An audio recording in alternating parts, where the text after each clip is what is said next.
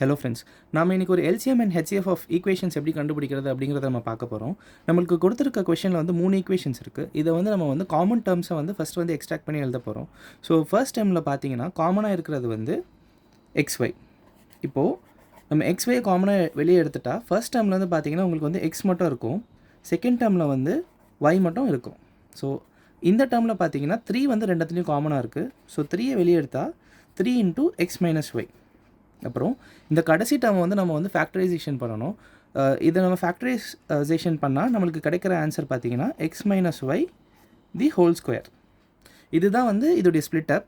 இப்போது எல்சிஎம் நம்ம எப்படி எடுக்கணும் அப்படிங்கிறத பார்த்தீங்கன்னா நம்மளுக்கு வந்து ஃபர்ஸ்ட் வந்து எல்லா காமன் டேர்ம்ஸையும் நம்ம வந்து எழுதிக்கணும். ஸோ வந்து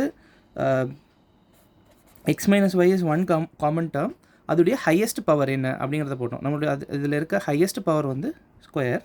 அதுக்கப்புறம் மிச்சம் இருக்க டேர்ம் எல்லாத்தையும் நம்ம எழுதிக்கணும். ஸோ 3xy இதுதான் வந்து இதோடைய எல்சிஎம்.